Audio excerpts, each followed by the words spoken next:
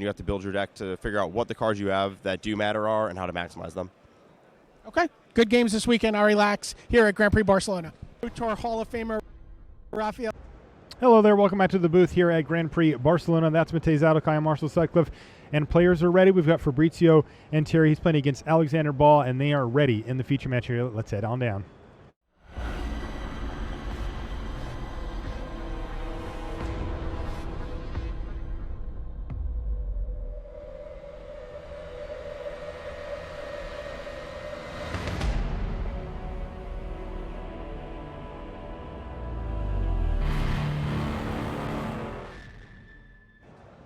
Hello and welcome to coverage of Grand Prix Barcelona. Marshall Sutcliffe in the booth with Matej Zadelkai, and it looks like we've got Fabrizio and Terry. He's one of our featured pros here on day one of the GP. We're watching him. We're also watching Sam Black and Pascal Maynard as they work their way through day one with their sealed builds. We've got both of these players at 6-0.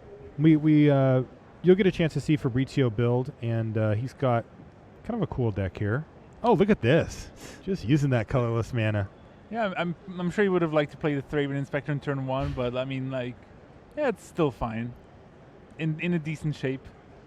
Thraben Inspector definitely one of the cards, at least for me, that I hated it when I first saw it. Like, I 1 mana, 1/2. I don't want to play that, but with the clue, it's really worth it. Yeah, for sure. And Alexander has decided that he agrees with you, Matej, as he's played his own copy of it. He's also got a Moreland Drifter on his side, and things are shaping up here.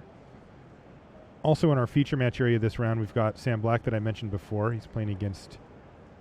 I wonder if that's switched, actually. This is a first name, right? That's the first name, yes. Yeah. Giovanni Montefiore from Italy, and we've got Steve Hatto playing against Jacob Wilson in there as well.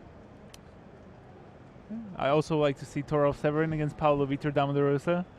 Toralf, a good friend of mine, and I'm sure he's really happy about playing Paulo Vitor. Here, both players are 5-1.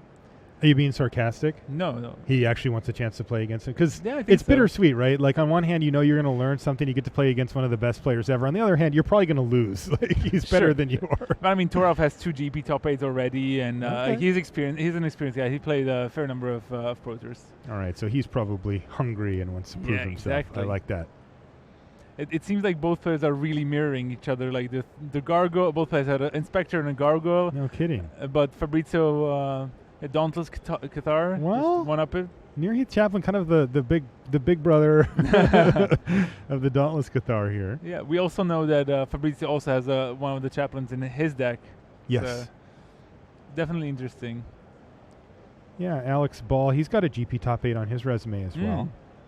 Not the 4 wins that Fabrizio can boast, but... Yeah, or the 9 GP top 8s. Indeed. Yeah, Fabrizio's a machine.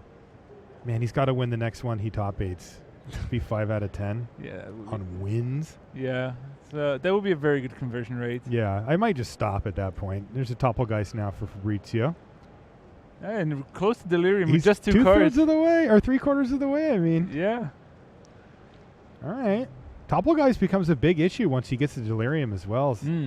Effectively is a tapper tapping down whatever the best creature that Alex comes up with every turn. It's great. And I know that in his hand he also has reduced to ashes, which means that next turn, if he draws the land that he can play, he can reduce to ashes. Maybe the chaplain to exile it, and so that Alexander Ball cannot make 2 1/1 flyers with it, and also triggers his own Delirium and so on. So I think Fabrizio could be in decent shape.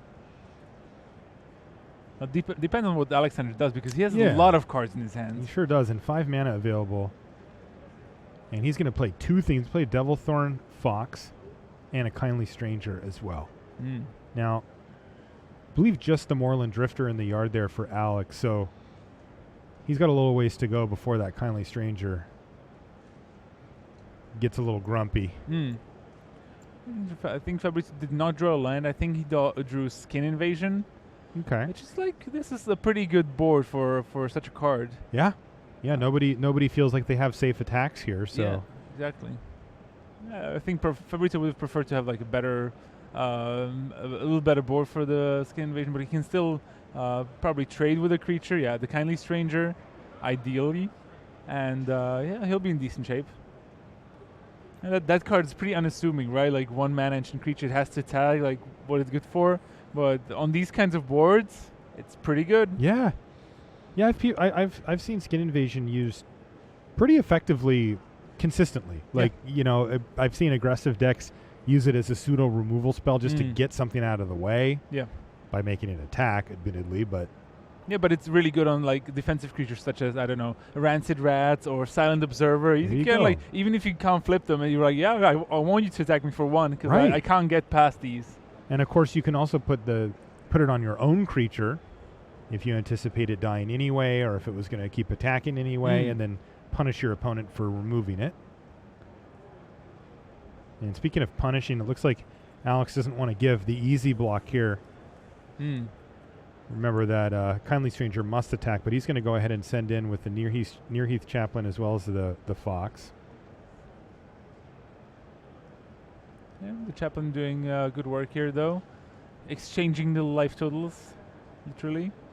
And the board stalls out a little, and then Fabrizio now with a 3/4, just dominating the board. And if he draws the land for the reduced to ashes, he'll be in great shape. Yeah, he certainly will.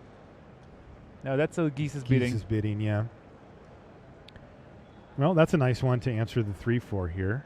This gives him possibility to double block with it. And only 1 for 1 as far as creatures go. There is a land there for Fabrizio. Yeah, he did draw a Plains for the turn. He's going to attack for 1 with Topplegeist, knocking Alex down to 19. And let's see if he's going to go ahead and fire off Reduced to Ashes here. So, yeah. Yeah, and as you mentioned, that also gives him Delirium. So now the Topplegeist at the beginning of Alex's upkeep is going to trigger, and it's going to give Fabrizio the option to tap down any one of Alex's creatures. And that's going to keep happening every turn as long as that Topplegeist is around. It's going to pick one of the zombies.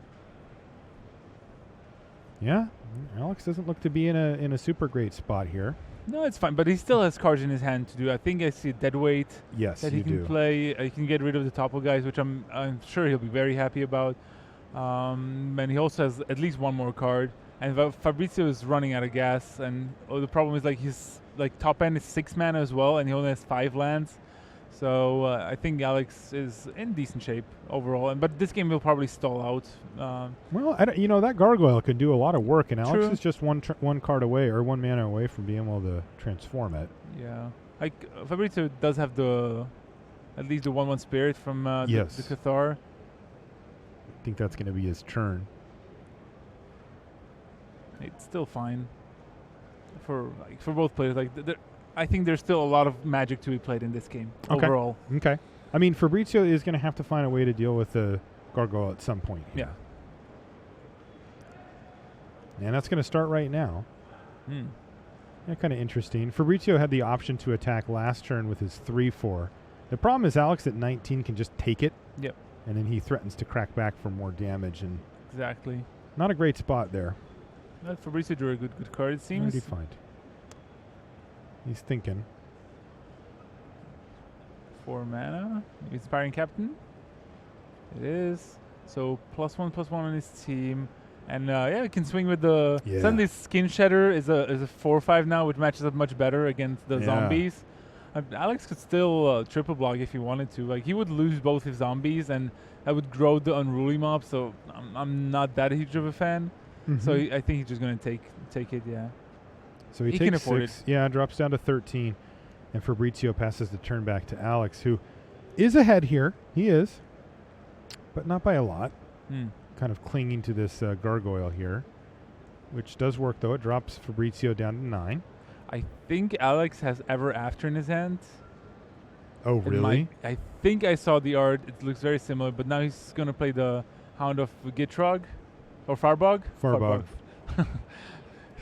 They're very close to each other. They're like bordering each other. They are, yeah. They share a border. Yeah.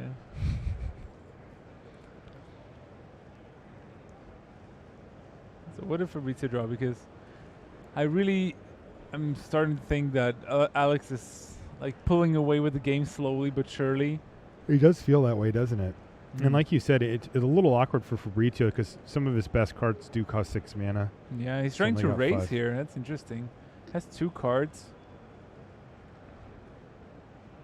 He must feel compelled to do so. Definitely. Should benefit Alex, so he's going to line up some blocks here now. Yep. There's always the threat with the red decks in general. I feel, and not just in this format, but also for draft, like the so-called like threat of Uncaged Fury, especially combined with like one more pump spell. It can just be such a devastating swing in life totals that there's none here. So the captain trades and the Skin Shatter kills a zombie. Oh, I was thinking about him having this card. So Devil's Playground. Yes, and he had the land to cast it as well. Yeah. All right, so he gets 4/1/1 Devil tokens, and when those die, he can do 1 damage to a creature or player. So this is really interesting. It really clogs up the ground, but the air is still vulnerable here for Fabrizio as he falls down to 5. And you were right. Ever After. So what is he getting back here?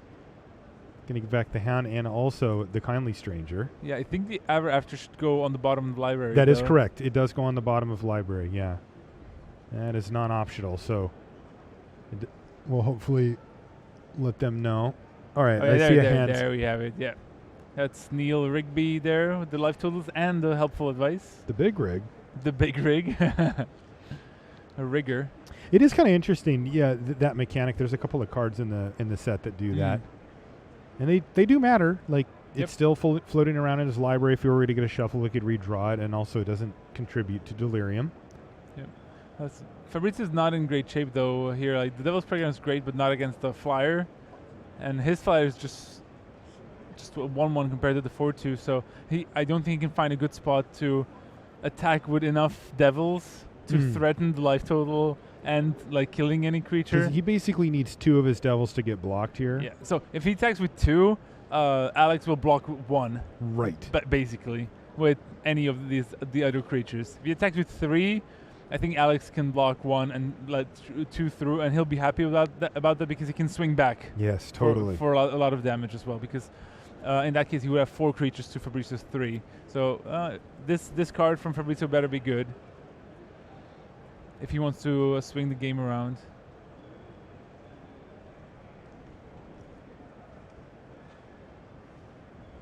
He's lining up attacks. It's aggressive.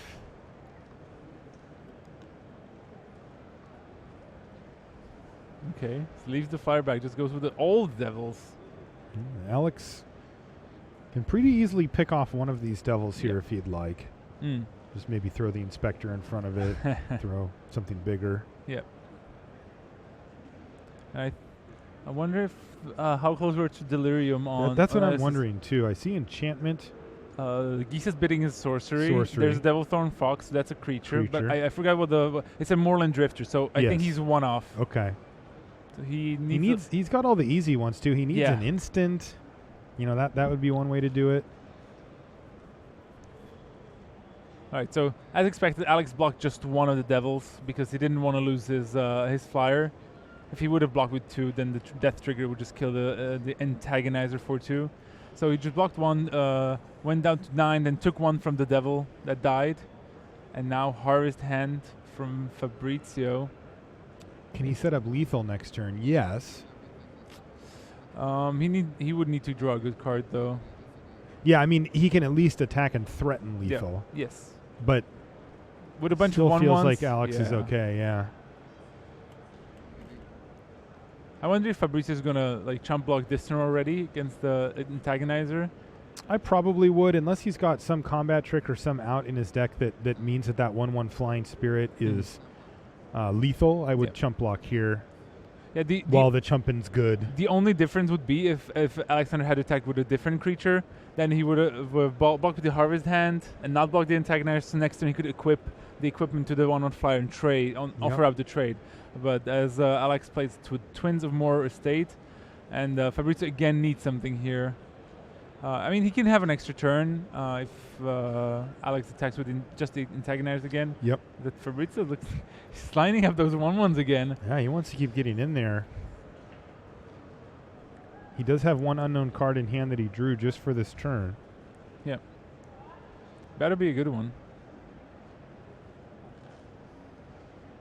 Yeah, the Twins of Maurer State also pretty annoying for Fabrizio here. But like you said, if he wants, he can pass the turn back, and assuming that Alex only attacks with his gargoyle, he can take that hit, drop down to 1, Yeah. and try to see one more card off the top of his library to earn him the victory. So it's spell. So yeah, Inquisitor's Ox. Inquisitor's Ox. All right. Pass it back. Yeah. Not looking good for Fabrizio, but it looks like he may get another draw step out of the deal here. Looks that way. I don't think Alex can reasonably attack with anything but the gargoyle. Down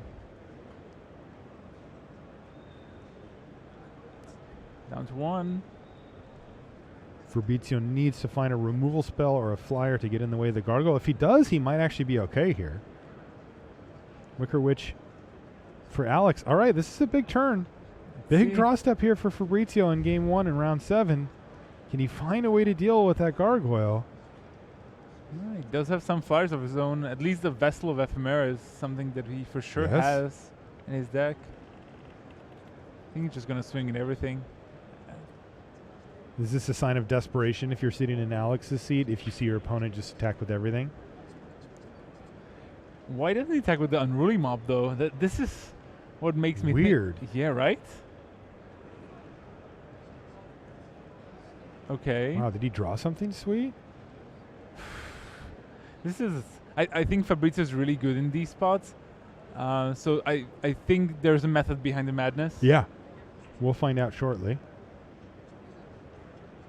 Like, now Alex blocking with the Devils. Means that the flyer's going to die. Yeah. Or at least it could. But there's going to be a lot of other stuff left, so...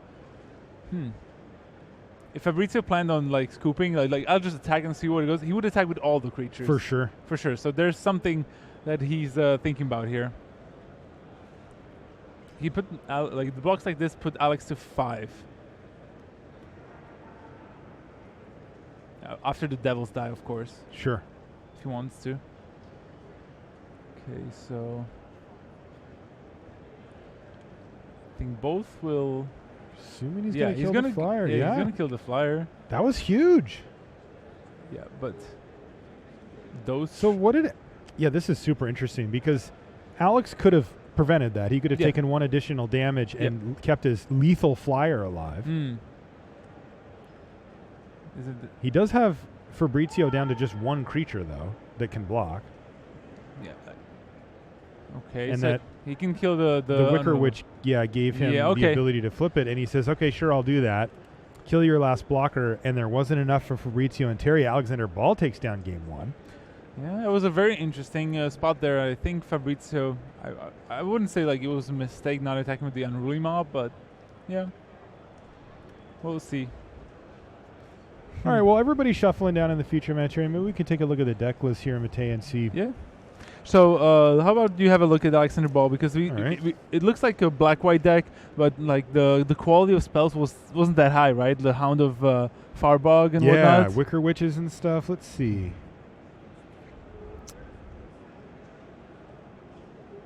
Well, nothing jumps out? No. I mean, he's playing, the Devilthorn Fox.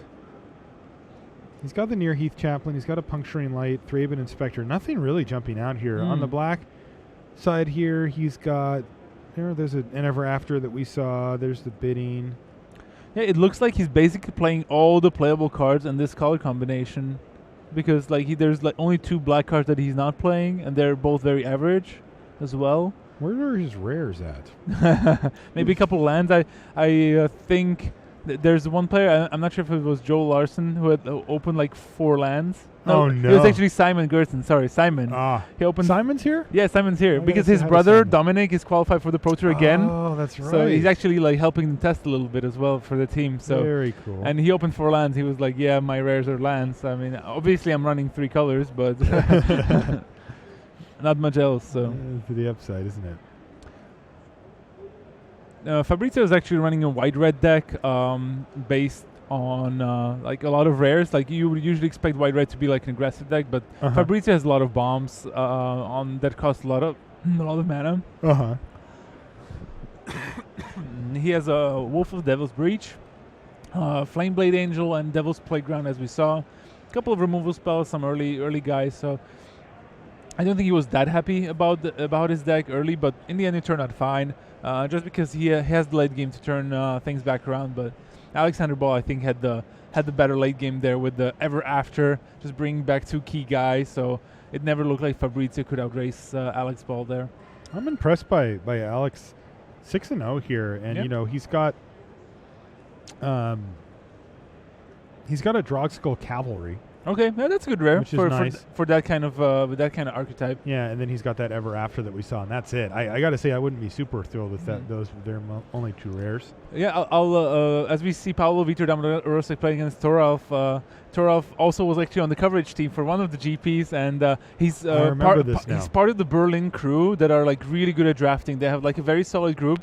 There's like 10 players with like a GP top 8 at least. So they're a really interesting group of players. Okay, it sounds like our first match is back underway. Why don't we jump over there? Yeah. We'll keep an eye on Paulo and see if he can unlock that thing in the ice. But in the meantime, I don't want to miss any action here. Yeah. Fabrizio Anteri finds himself down a game to Alexander Ball, who's got a Cathar's Companion to start the game off, but Fabrizio's rumbling in there with Dauntless Cathar on his side. Yeah, it looks like Alex is just going to go ahead and trade here. Yeah, there's a chaplain for Fabrizio. Dauntless Cathar into Nearheath Chaplain. Such value. It's pretty good. He's going to have a lot to do in the next few turns, too, if both of these creatures end up dying, which they often do. Kind of card that you're fine trading off just because you end up getting value for it anyway. Yeah. Like, even if he doesn't like have any other play, like next turn he can just create 3 1/1 flyers for 5 mana. Not the worst. Lingering Souls it up. I'm in for that. Yeah, Spectral Procession more like. Yeah, exactly. 3 dudes, seriously. Yeah. I'm sure many of you will get that reference. Casting it for white, colorless. Yeah. All right, so Deadweight takes down the Chaplain, and there's also a follow-up Kindly Stranger here for Alexander Ball. Yeah, Let's see what happens. If Fabrizio has a Flameblade Angel in his hand, it's still 1 red mana short of being able to cast that. But I think he's like the way he's traded cards. Yeah, he's just gonna go with the flyers. Yeah, all the value. All right, Spectral Procession it is. 3 dudes. And Alexander's so fast. Like Fabrizio's still pulling tokens, and Alex already has like the 5th land in play. Special shout outs to all the Irish people watching. I know the guys are super passionate about Magic, about their friends doing well. I'm actually part of like the Irish Facebook group. They're always like, how are you guys doing in Barcelona? I want to know. And that's great. They really like their guys to do well. All right, well, shout out to the Irish Magic community. We love you. Indeed. Yeah, Reaper of Flight Moonsilver. Pretty good card. Apothecary Geist on the other side for Alex. And he's got that Hound of the Farbogs again. If Fabrizio can get to the Delirium, though, he could just hit for a billion, couldn't he? Yes. Can you imagine that with Uncaged Fury? That would be lethal now. Yeah. He just drew Uncaged Fury. Oh, dude. Yeah, he has no cards in his graveyard currently, so we're a little ways off, but I want to see it now. Of course. What is this nonsense? A morph? No. All right. Skin Invasion. Skin Invasion. Yeah, on the Kindly Stranger. If he wants to block profitably, like Fabrizio might have to expose his Flying Angel against the Kindly Stranger. But Alex is still a little ways off from having Delirium himself. He does have the enchantment and creature, which is great. But I think it's quite unlikely for him to have get to Delirium and being able to activate the Kindly Stranger in the same turn. It's usually very hard to do. He has to attack with it. For sure. So now I think this is like the key turn. If Alex has a trick here, doesn't.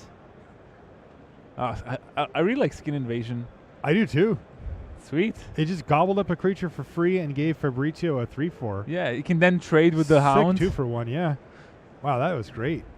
Okay. Macabre Waltz to get it back. And Madness out. Gisa's bidding. Oh, jeez. Wow, these guys know how to do it. They are going off. I like this. That was sweet. No, I just want Fabrizio to go off with the Uncaged Fury that's all I want. He doesn't have very many ways to get Delirium going. unfortunately, but if he can, it's pretty great. Yeah. By the way, you were just named an honorary Irishman I actually am. by somebody named the Irish gentleman, who I'm assuming is qualified to name you as such. It's actually a long story, but I've been part of the Irish community just because I know so many people there, and we've been hanging out a lot. But you're part of every community and know No, so it's many not people true. everywhere. Like not true. it's true. Every time somebody walks up, you just like start speaking their language. You know everybody. No. That was a pretty big swing from Fabrizio, Yes. attacking for 6 in the air while getting rid of the Apothecary Geist. Yep. Yeah. Return. And Fabrizio's getting closer and closer to actually activating the flyer with the Uncaged Fury, because remember, he can always like if he gets rid of like a couple of the creatures, like it would be pretty sweet. Like trading off the Skin Shatter gives him an enchantment in the graveyard. Getting rid You're of right. the Inspector gives him a creature, so he just needs one more. And then he can just fire off the Uncaged instant. Fury, yeah, exactly. And then activate it after that. That works too. Yeah.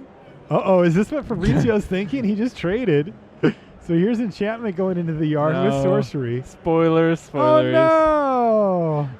Murderous Compulsion's going to take down the Reaper, Yeah, and there's the Kindly And- Stranger again. and our dreams are dead. But still, Fabrizio looking to be in good position here, even with that setback of the big flashy play.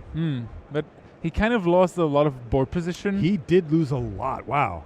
Yeah, I mean, he traded there, but the small 1-power creatures don't match up that well against now the 2-power board of Alex.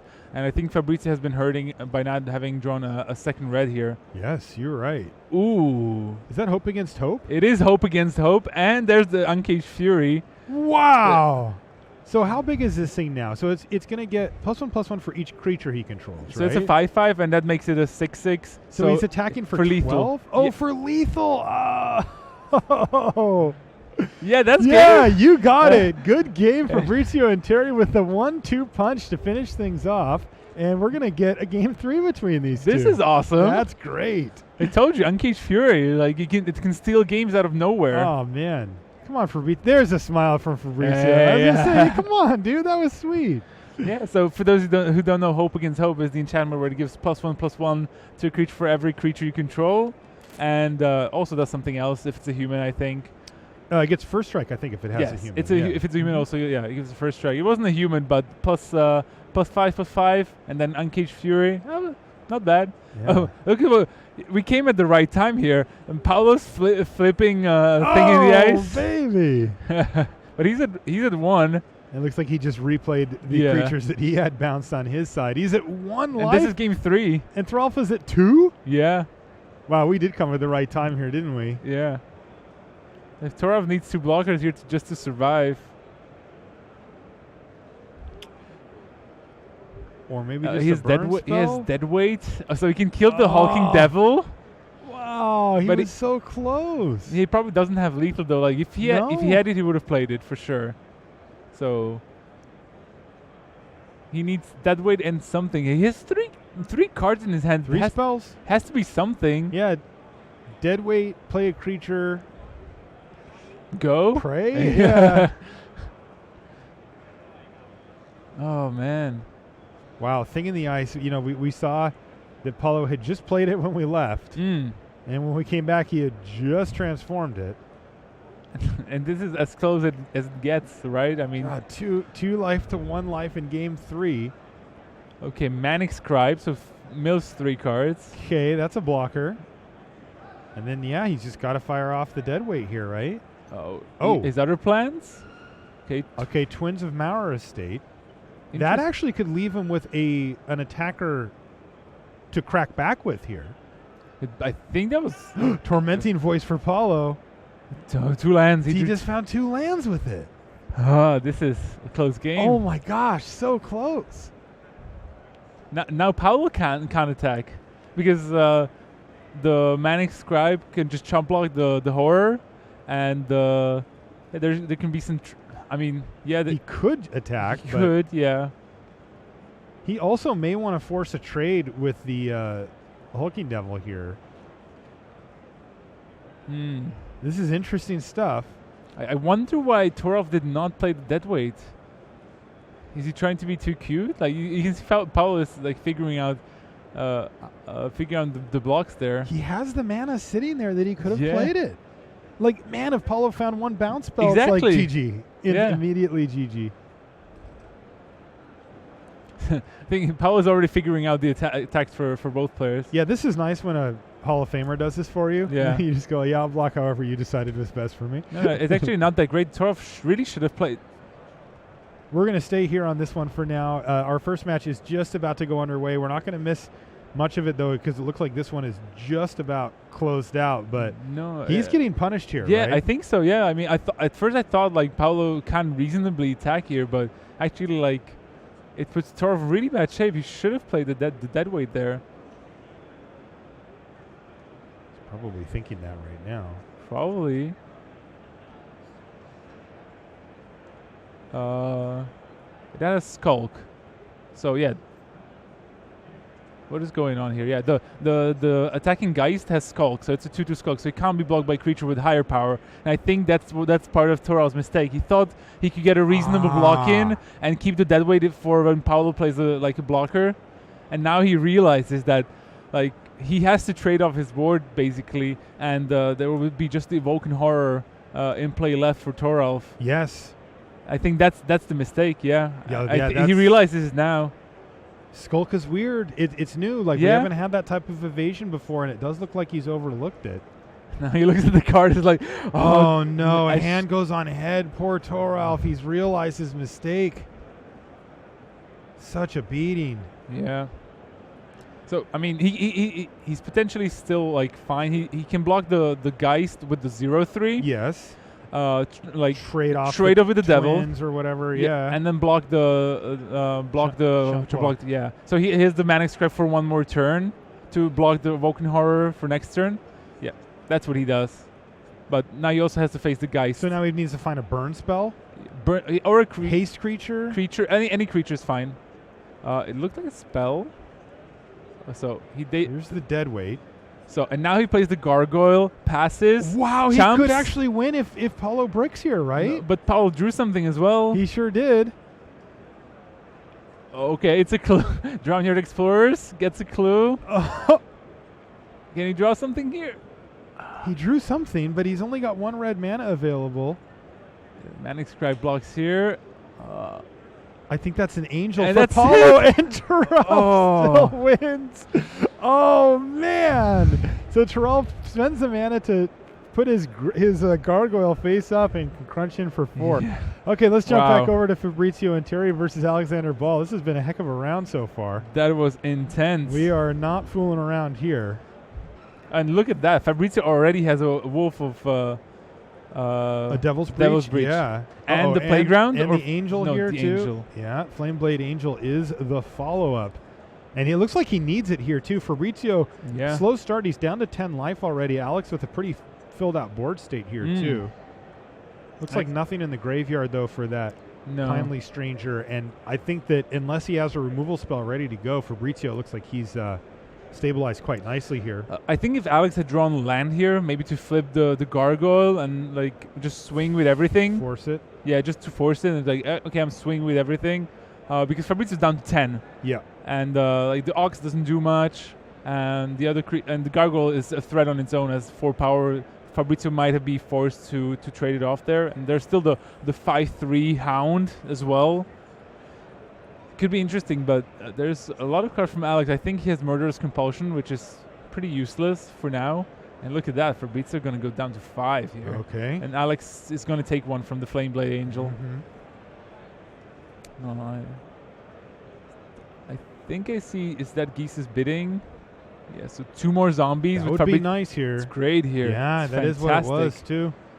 So even though Fabrizio looks like he has stabilized that turn, he still takes a big chunk, and he is going to face a massive attack next turn if he can't do something here. Oh, I think he drew a really good card for this spot. I think it's Near Heath Chaplain. Okay, that's business. He can trade with the Hound of Farbog and gain some life back, but he still needs something else.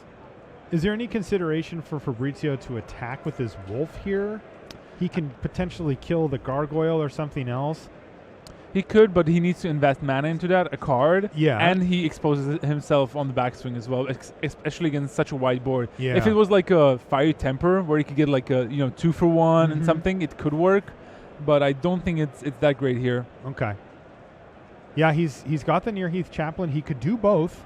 He does have that option, so he could attack, discard, kill something, and play the Chaplain, or he could just leave it up on blocks. The problem is that Thraben Gargoyle is really scary.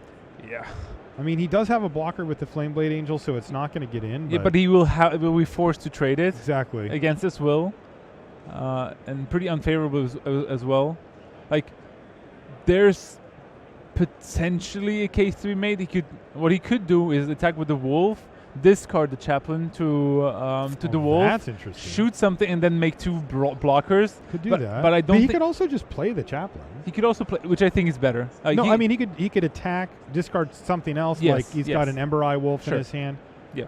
I mean, I don't know. It's really tough to give up a blocker here, but if you're taking away an attacker, you're effectively doing it anyway. Yeah. I think he's just gonna. Whoa.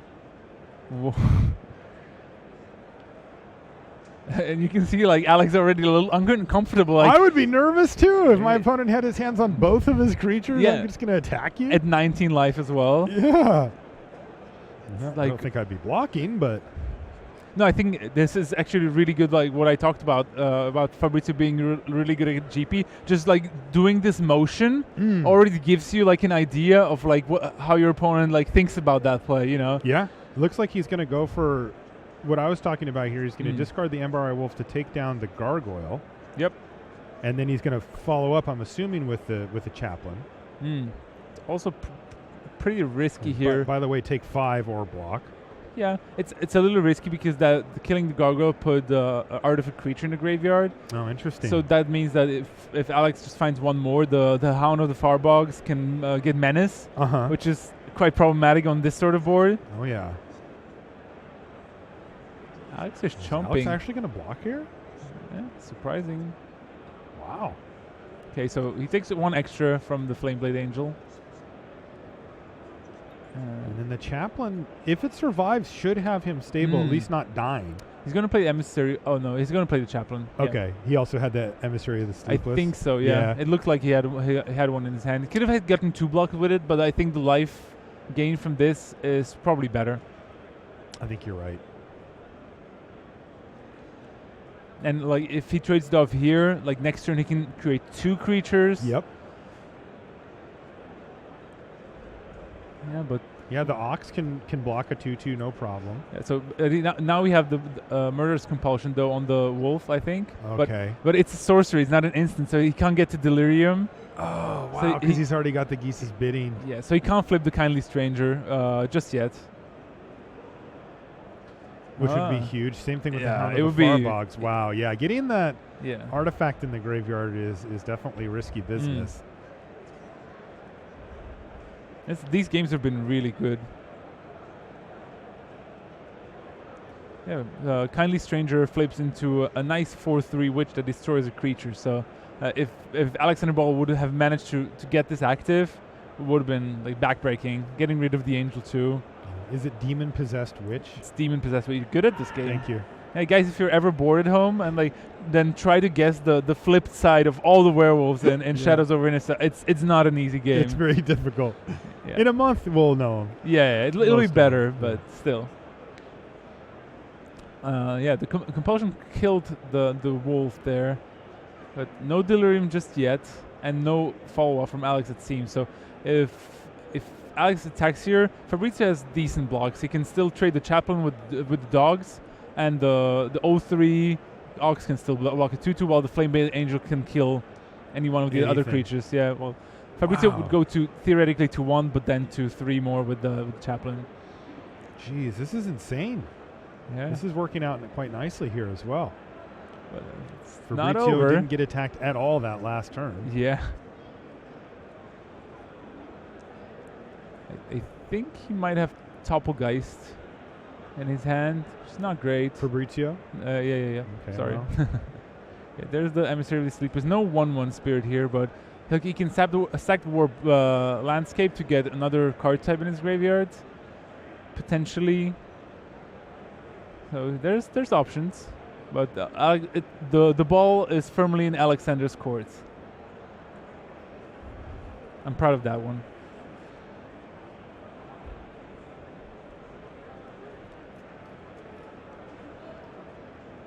I like that. Thank you, That thank works you. for me. It took you a while, and it's fine. Well, I'm so used to having puns thrown at me at all times that I have to remember that to compliment some people sometimes. Oh, thank you. I appreciate it because I'm really bad at this. Anyway, yeah, Alex is attacking. That's aggressive. I think it's because he has puncturing light in his hand, so he can actually flip the kindly stranger at instant speed. Wow. That could be huge here. Yep. So what this can mean, he can kill the chaplain so that Fabrizio doesn't gain the life. Yes. And then maybe kill the Flameblade Angel. Yeah.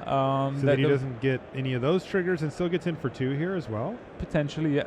This is a really good combat for Alexander Ball. I think he drew the punctual light this turn, and just also going to make the Cathar's Companion indestructible for the turn. Oh my god! Wow. So I think this is going to end up in a blowout. Now the companion's still just going to bounce though, right off of yeah, the yeah. emissary. But still, I mean, keeping your creature is a big deal. Yeah, of course. Especially if you're looking to finish off the game, and yeah. Exactly. And he is definitely looking for that. Now he has to think though. Fabrizio is still he's not that far behind. I mean, he can still next turn he has the chaplain with creating 2 guys if he exiles it. So he's gonna kill it here. That will prevent lifelink, which is great for Alexander there. Makes the Cathar's Companion indestructible for that turn, and now the Kindly Stranger flips into a 4/3. And I think he should, it's in combat already. He's going to trade with the Flameblade Angel anyway, but the question is if he'd rather keep a 4/3 or do something else. He's going to kill the Emissary, it looks like. Interesting. I mean, he is now trading for the Angel anyway. Yes. But So the that question will is be gone. the question is if what would he be happier with, having a 4/3 on the board, or having his opponent have a 2/4 on the board? Basically, that was a question, and he Yeah. evaluated that this is better. And it looks like a good play. Alex took some damage from the Flame Blade Angel there. Look at his board. Wow, I mean, this turned out really beautifully for Yeah. him overall. You mentioned this earlier. Fabrizio is going to crack the Warp Landscape, and I think the best card Fabrizio can draw here is the Devil's Playground. So that would shore things up beautifully. Yeah, good call. but he still needs something else, too. I think just the topple guys in his hand is quite far away from activating anything on Alexander's turn. He has the chaplain in his graveyard, right? So he can at least create two 1/1s, which is not the worst. He can try to trade one with the companion, chump block we can't chump block the Hound of the Firebox Not anymore. anymore. Yeah, because it already has Menace. The so. Menace is a big issue here. You mentioned it before he had gotten Delirium online, that it's just quite good in a situation like this, and it's only gotten better as Alexander has been able to whittle away at Fabrizio's board, maximizing trades and any type of removal, and all of a sudden that Hound is a major issue for Fabrizio. Both of these players at 6-0 here in round number 7. But it's starting to look like Fabrizio may pick up his first loss of the tournament here. He's got a lot of work to do. Definitely.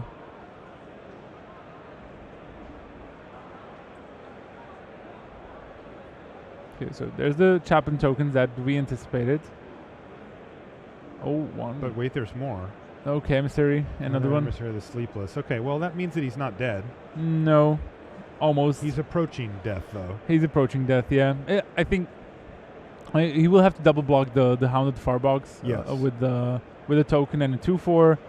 The Ox will block one of the zombies, and the other Spirit will try to trade with the Companion. Yes. And he will go down to 1. And if that all works out, Mm. he might be okay if Alex is out of Yes. gas. I think Alex's draw step may have been a double Thorn Fox for the turn. Which he'll take anything. I mean, anything Yeah. with power that can attack, he's probably Yeah. fine by. Fabrizio goes to read the Hound of the Firebox. The blocks lineup. This is the only reasonable way to block. There so was only one thing to do, yeah, with Fabrizio being tapped out completely, there's nothing else he can do. Yeah, it doesn't take much for this to go pretty horribly for Fabrizio, but he really doesn't have much of a choice in the matter.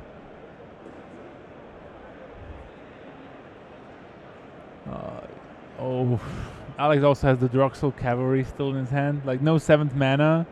But nice backup plan in case somehow this unravels on him. To be fair, like, I think Alex drew really well this game. Like, he had a very good mix of lands and spells and activated Delirium at the right time. Like, if he hadn't drawn that puncturing light there, I think Fabrizio would have been able to turn the game around. Yeah, it does feel that way, doesn't it? What Fabrizio's considering here. Yeah, he's just trying to think if there's anything else he can do, like make it more profitable. Okay, yeah, so he's doing it the other way around. He's he's gonna still take 2, but he's gonna have the Hounded Farbox live, but he's gonna so that he can keep his emissary alive. But I don't think it was a good block. Because now he is left with 1 creature against a menace and another one, and there's the Devil Thorn Fox. I like the other block a little more, but in the end it would have turned out pretty much the same. What if he rips Devil's Playground here? He didn't do it, and that's it. Alexander Ball is going to win this match 2-1. A hard-fought match there from Fabrizio's side, but Alex able to position the board consistently in his favor, and he had a lot of decisions to make along the way as well. Yeah. And I really like how he played it and ended up winning it. He's going to improve to 7-0 as Fabrizio picks up his first loss. He's going to be 6-1 heading into the last couple of rounds of action here. I'm sure he'll be a little disappointed because he's always going for the top 8 for the wins. Even though like his Grand Prix resume this season has been incredible already, but he wants more points for the Grand Prix race for World. I think he's going to get to Worlds anyway, but still, he wants to fight for it. Okay, let's jump back over to Sam Black versus Giovanni Montefiore. And that looks like an Altered Ego. Don't know what it's copying, but it's massive. It's got 6 +1/+1 counters on top of whatever else it is. Yeah, no matter what it is, it's huge. It doesn't even matter, yeah. Yeah. But Sam's down to 8, but it looks like Giovanni has run out of gas, and you can see why. Sam has a Death Watch Recruiter, set up defenses with the Double Observer and the Scavenger, and Sorin in play. Oh, by the way, Sorin in play. Yeah, just on top of your Doesn't screen. like the old Altered Ego Sorin board state, Again. In sealed. I mean, Giovanni, maybe can he draw like the Burn from Within? I think he has land in hand, so he has exactly lethal if he has it in his deck. So that's one of the outs. But not even Magmatic Chasm would be good here. Stormrider Spirit on end step for Sam. He actually accidentally showed a forest there. Yeah.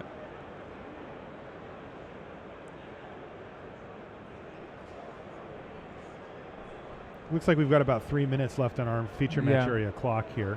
Yeah, the time is already up in the main event, so but they do have some extra time because they start a little later. Yeah, I mean, it could matter. It does look like Sam has taken a pretty firm grasp on this board state here and will be able to power through for the victory, but he's going to have to consider it.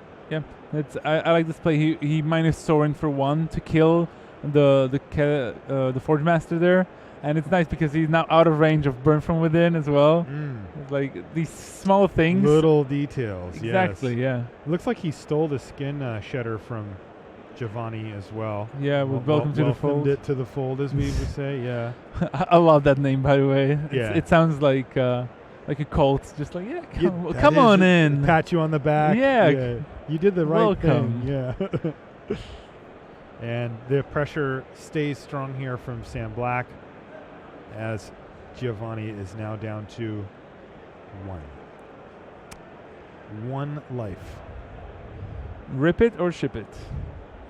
That does seem to be the situation that Giovanni finds himself in. Another lethal threat, another land, pass the turn back. And it was a mountain that's not going to do it. Giovanni extends a hand, and Sam Black, 6-1 now. as we've been following him through the course of the day. Yeah, and I love his deck. It's It's great. Like the blue-green base with a Sorin Splash, it's fantastic.